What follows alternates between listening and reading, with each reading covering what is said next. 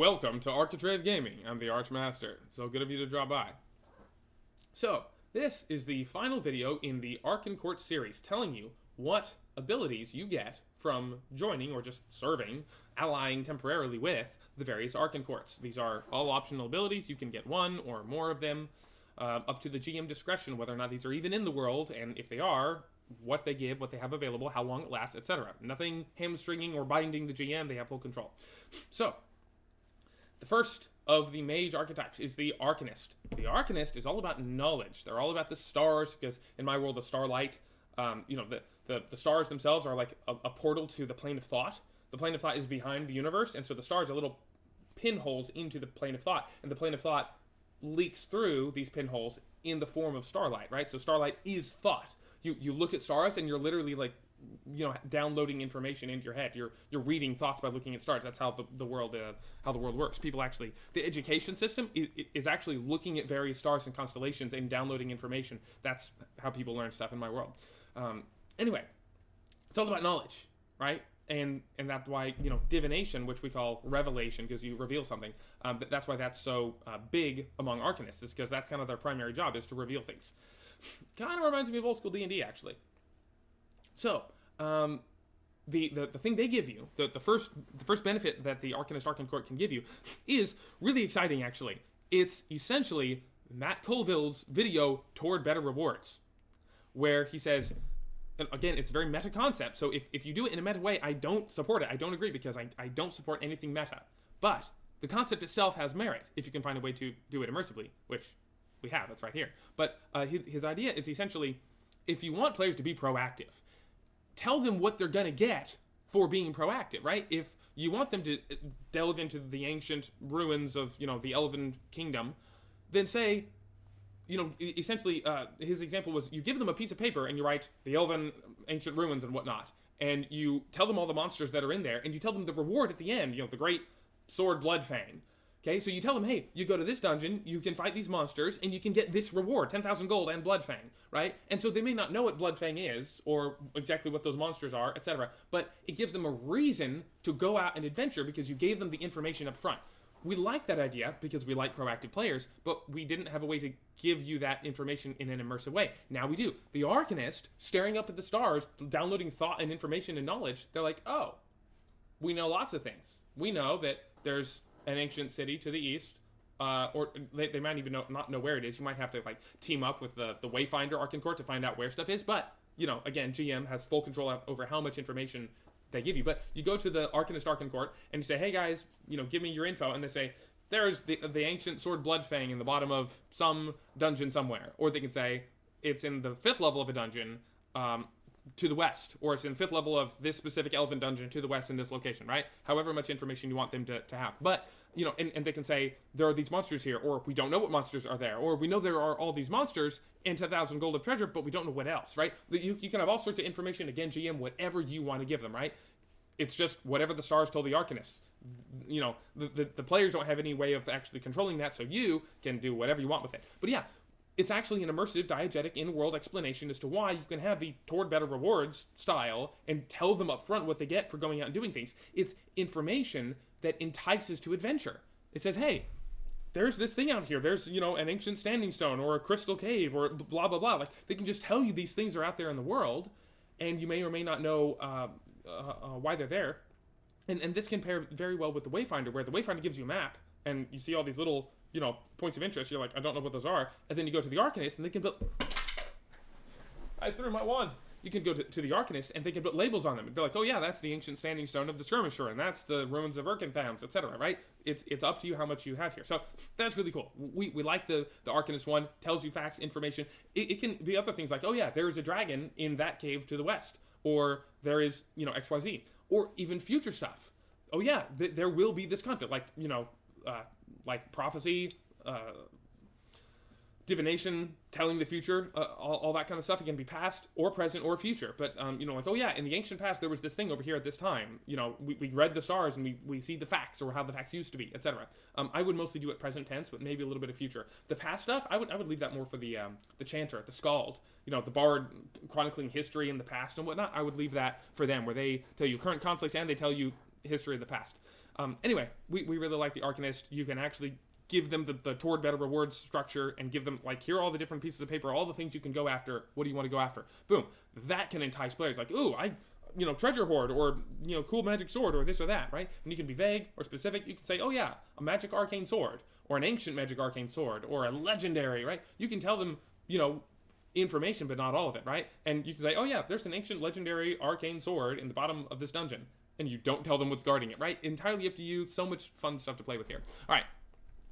The third one, the second one, rather, is the Numinist. The second mage is the Numinist. The Numinist is all about the soul, okay? There's the soul mage, right? And your soul is made of Ethereum and light. Ethereum is all about potentiality. It can change, it can turn into anything else, right? The whole world, everything is made up of Ethereum.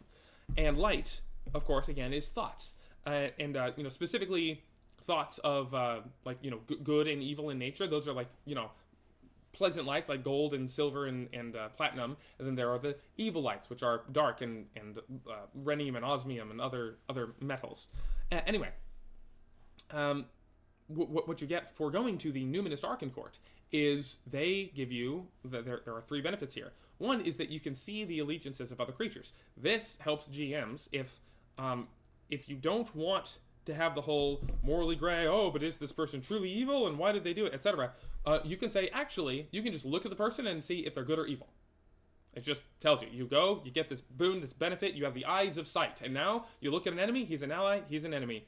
You know who to kill, right? If you want to have things super simple. But you can also, if you still want some, mystery to it, you don't have to use that version. You can have something like, I can see your allegiances or your sworn oaths. And I know if you've sworn an oath to our allies or to our enemies, right? Doesn't necessarily mean you're like all evil or working against us, etc. Doesn't mean I can just automatically kill you and it's justified, but I can tell that at one time in your life you swore an oath to this guy, right? So stuff like that. The second one is mask your own devotion. Your own devotion in my system is essentially your religion. It's what light is in your own soul, right? Are you good or evil, etc. And you get various benefits and boons and blessings from it. So you can actually mask your own soul's devotion, and for one, you can make it look evil. So you can go up to evil characters or like orcs and other monstrous creatures and mask your own soul to look evil, so they just instinctively have like this soul connection. They're like, oh, you're on our side, right? Have you ever noticed why orcs and goblins and whatnot all don't just kill each other? They all just kind of instinctively know that they're on the same side. It's because they can tell each other's soul is evil. It's like, oh yeah, your soul's evil like mine, right? So you can mask it. You can walk right in to them, like walk into the orcish lair and be like, yeah, I'm evil like you. And like, oh, okay. But two, you can have multiple devotions. You can mask your soul to look like it's devoted to, harmony when you're in a harmony temple and you get the blessing, and then you change it to make it look like you're devoted to grace when you go to the grace temple and get that blessing. So you can have multiple blessings, multiple benefits from multiple devotions at once because of the Numinist. And you can also make good guys, in the same way you can make enemy side with you, you can make good guys side with you in the same way. You mask your soul to look better than it actually is. And again, this is all for the greater good. Like the Numinist is kind of the one working in shadows to like make sure everything works. It's like, hey, we want to protect society even if we have to break rules and, trick the afterlife as to what soul you actually own. We're doing it to protect humanity, right? So that's what you get from there. And thirdly, I mentioned Ethereum was about potentiality, where the ethereal wisps can be hardened and they can manifest into anything, right? The whole world in the first world in my lore was first just a big ball of Ethereum, and then the starlight shone down on the Ethereum, and starlight, thought and whatnot. It's essentially direction. It's the masculine force of directing, right? And the feminine ethereal is, it is moved. It is directed, right? And so the stars are essentially the blueprint, and the Ethereum is essentially the material. And so when the stars shone on the Ethereum enough, it started to shape the Ethereum and turn it into things like trees and houses and buildings and wood and earth and, etc. It built the world. And so in the same way, you can take Ethereum, like from your own soul or just from the ethereal plane, and you can send your thoughts and whatnot. They learn how to shape Ethereum and turn it into anything, right? So, quantum inventory. You can have a bag of holding that's stuffed full of, 5 pounds of Ethereum or 5 motes of Ethereum, etc. And so it's especially enchanted and whatnot that you reach in and you say, I want a torch. And then the Ethereum manifests into a torch and you pull it out, right? So you can actually have, like, some people just want quantum inventory. Some people want something like a usage die, right? That's not immersive. It's not diegetic. I don't like it. But if you really like it, the mechanic can be here as long as it's justified, which it is right here. You can have quantum inventory where you can just manifest something out of the Ethereum. And again, it can be unlimited or not based on what the GM wants. The GM can say, there's only so much Ethereum in there. There are exactly 5 motes of Ethereum, exactly 5 things you can pull out. Or the GM can say, you don't know how much Ethereum is in there. The guy didn't tell you. He doesn't know. So at any time, the GM can be like, you're out. You know, or that thing takes all the Ethereum that's left because you pulled out a ladder or something, right? So again, GM, full control. The players are not going to be overpowered unless you say so, right? You have complete control over the power level. But yeah, several cool things that the Numinous gives you. Masking devotion, seeing allegiances, and quantum inventory, or just manifesting things out of Ethereum. And that's the stuff that the Numinous can give you. And then lastly, the Tetrarch. Tetrarch is about the 4 pillars: freedom, power, status, mystery, which also, coincidentally, no, entirely intentionally, line up to dexterity, strength, charisma, and intelligence. Freedom, power, status, mystery, which are also your actions: move action, achieve action, speak action, think action. It's almost like things were thought through and everything lines up perfectly. The Lord's very generous. Anyway, the Tetrarch is all about the 4 pillars, right? Also, the main 4 representations of the 4 pillars in the world are the 4 elements: air, fire, earth, water. Freedom, power, status, mystery. So when you go to the Tetrarch Archenn Court, you can say, hey guys, hit me up, give me your blessing, your boon, and they can actually improve and increase your pillars, right? They can do something like increase your freedom. So now you have extra movement, extra dex, extra move actions, etc., right? That you can say, hey, increase my power. They can give you an extra achieve action, make your achieve actions all have an advantage, give you extra effort, make you do more damage, give you better attacks, etc., right? And just increase your score, or increase the maximum level, the maximum cap on a score, right? All sorts of cool stuff. Or they can let you trade stuff. You can say, hey, I want to give up some freedom to get some more power. And that benefit is doubled because now you're not just getting something, you're giving up something. So you can say, like, I want to give up 2 points of dexterity and 5 feet of movement in order to get a whole extra speak action. I can just talk so much faster, and I have a bonus to charisma, etc., right? So you can actually mix and match and play around with your own stats, your own pillars, all the various, because pretty much every stat or feature in the game falls under freedom, power, status, or mystery. So they can mix and match and change all of those. It's really cool. And also, they can probably let you be adherent to more than one, surpass your natural level of adherence. Because the whole point of one of the main points of adherence is elemental adherence, and again, the elements are tied to the Tetrarch, or rather, the Tetrarch uses the elements, so they might have a way to enhance your body, but that's kind of an optional thing later. Anyway, that concludes our 4-part series on the Archenn Courts of Apsildon, of the worlds of Arches and Avatars, or what we might later call Arches of Apsildon. I'm really not sure. We're still working on the name. I think I like Arches of Apsildon better than Bloods of Ichniro.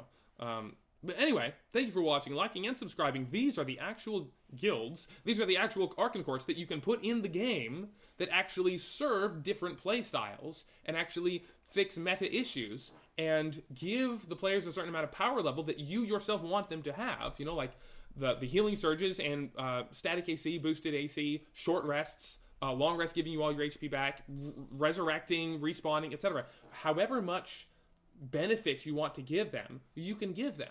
It's entirely up to you. Again, all of these are optional. You don't have to have them in the world, and if they are in the world, they don't have to just hand out these blessings to anyone who walks up to their door, right? Total control in the power of the GM.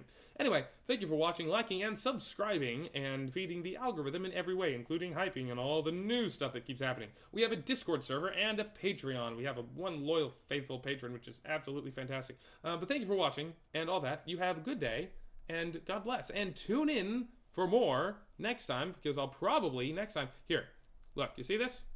Sneak peek. You see this? Gotta make sure that we're showing it. All right, this is the setting that I'm working on. What I intend to do very soon is, well, you know, very soon for me is who knows when, right? But I intend to take all these various ideas I'm talking about, because I've talked about a lot of things, you know, world building ideas and whatnot, and essentially live build a setting for you and put those things in a setting. Show you, hey, here's where the Archenn Courts are, here's what they do, and then have like session recaps next time to be like, hey, here's what my players did last time, here's how the Archenn Court worked, here's the benefit that it actually adds to the table, etc. I want to actually incorporate all these ideas into a setting, because believe it or not, I've never actually incorporated everything into the setting because I've been so busy living life and just coming up with the ideas in the first place. I haven't even had time to actually build them into a setting. So that's what I intend to do live, not necessarily live, although live streams would be awesome, but that's what I intend to do with y'all over video in the coming days. Anyway, thanks for watching, liking, subscribing. Y'all have a good day. God bless.